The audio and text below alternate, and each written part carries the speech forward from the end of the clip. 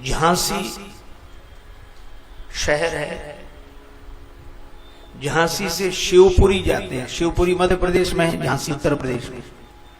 झांसी और शिवपुरी के बीच में करहरा एक स्थान है, करहरा बोलते हैं, करहरा। उस करहरा शहर के बीचों बीच श्री बिहारी जी का मंदिर है, और श्री बिहारी जी के मंदिर के ठीक बगल में एक खंडहर टूटा फूटा पड़ा है, तो और दुर्दशा हो गई होगी उसकी। उस खंडहर के बारे में पूछा कि ये खंडहर क्यों? तो एक महात्मा ने जो बात बताई, महात्मा को बात बताई वहां के नागरिकों ने, कि महाराज यहां एक भक्तिन रहती थी, गहोई जाति की, परिवार में कोई बच्चा नहीं था, लेकिन भक्तिन अपनी दुकान चलाती, मंगोड़ी पकौड़ी बनाकर बेचती और रात को सो जाती। लोग भी सोचते इसके घर में कोई नहीं, काहे को इतना ये सब करती है, लेकिन वो नहीं सोचती। एक दिन रात को सोई तो सपना देखा, और सपने में उसने देखा कि मैं मर गई हूं और मेरी संपत्ति लोग लूट लूट कर ले जा रहे हैं। सवेरे जागी, सपना भूला नहीं, उसको लगा कहीं ऐसा ही ना हो जाए। अपनी समाज के लोगों के पास गई कि मैं अपनी चल अचल संपत्ति बिहारी जी के नाम करना चाहती, और मुझे बिहारी जी के यहां से प्रसाद मिलता रहे बस। लोग गए, महंत श्री रज्जवदास जी थे उस समय, उसने अपना मकान दुकान संपत्ति सब बिहारी जी के नाम लिखी, मंदिर में रहने लगे। महंत जी भी प्रसन्न और सब लोग प्रसन्न, अनेक भक्त रहते थे, भक्तिन भी रहती थी। पर कुछ दिन बाद एक बड़ी अजीब घटना घटी। महंत जी दूध देने जाएं शाम को, ले दूध पी ले, तो गिलास में जब दूध दें तो बड़ी देर तक चबाए। महंत जी कहते तू चबाती क्या है? तो कहती आप इसमें ज्यादा मेवा डाल देते हो। महंत जी मितव्ययी थे, उन्होंने सोचा मैं तो मेवा डालता नहीं, हो सकता है ये गिलास में लाती हो, पर गिलास तो मैं ही लेके आता हूं। चलो, दूसरे दिन दोपहर को देखा उसकी दाल में घी तैरता दिखाई। ये घी कहां से? आप ही तो लाए हो दाल में। महंत जी बोले, लेकिन दूसरे दिन से देखा सो मेवा के जो पात्र भरे रखे थे मंदिर में वो कम होने लगे, खाली होने लगे, और दाल में घी रोज तैरता दिखाई दे। और ये समझ गए कि चोरी कर ली। तो महंत रात रात भर जागे, पूरे समाज को जगाए, लेकिन कभी चोरी नहीं पकड़ सके, परेशान। एक दिन देखा कि जिन बिहारी जी की वो आरती पूजा करते थे, उन बिहारी जी के जामा में घी लगा था, तो सोचा आरती से लग गया होगा, साफ करके दूसरी पोशाक पहनाई। लेकिन दूसरे दिन देखा तो बिहारी जी के दोनों हाथ घी में सने थे। अब समझ गए कि ये इन्हीं की लीला है, यही करते हैं।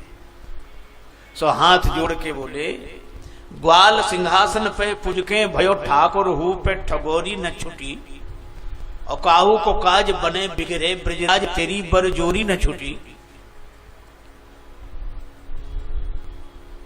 और तुम्हारी ये चोरी करने की आदत नहीं गई, भगवान हो गए तो भी पुरानी आदत।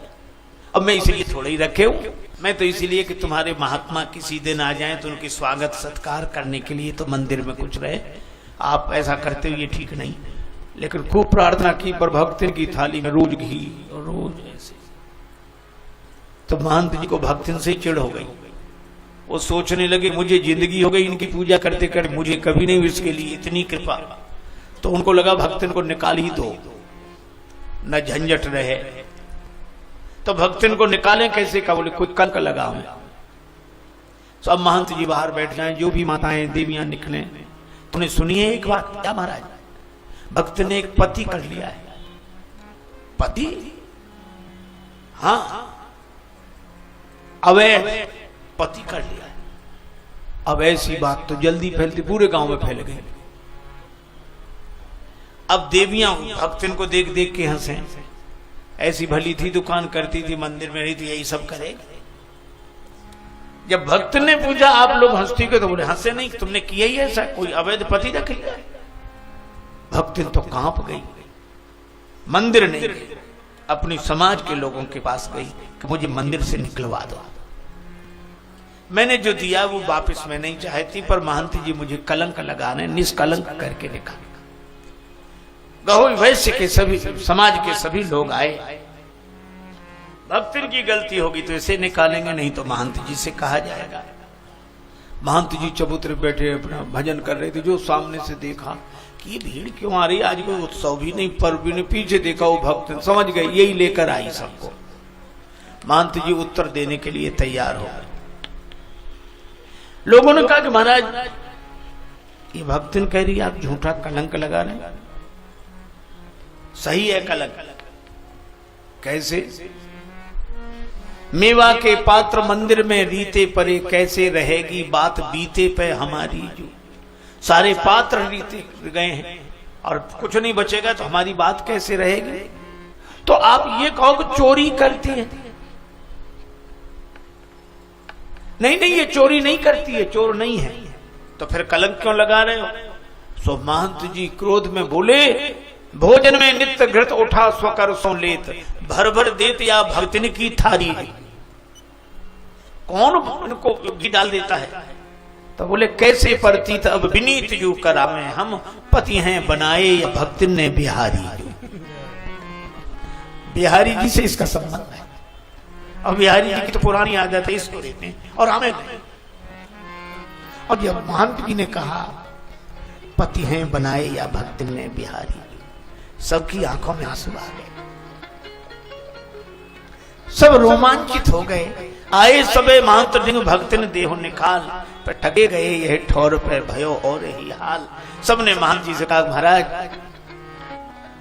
अब आप भक्तिन के भोजन प्रसाद की चिंता न करें, ये देवी हमारे जिस परिवार के जिस घर में पहुंच जाएगी वही अपना सौभाग्य मानकर इसे भोजन कराएंगे, और मंदिर में नहीं रहेगी, वही रहेंगे हमारे समाज के घरों घरों।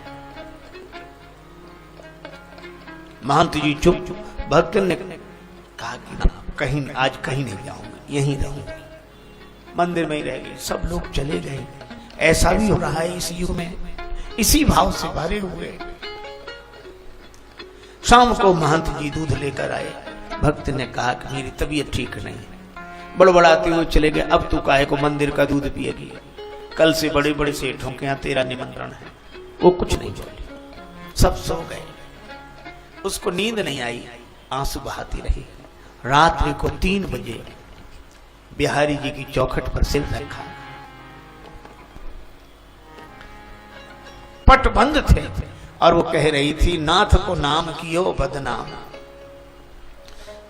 नाथ को नाम कियो बदनाम, विरागिन सोन विवाद बढ़ाऊं, और आपके हाथ से पाए प्रसाद, कहा अब और के हाथ से दूं।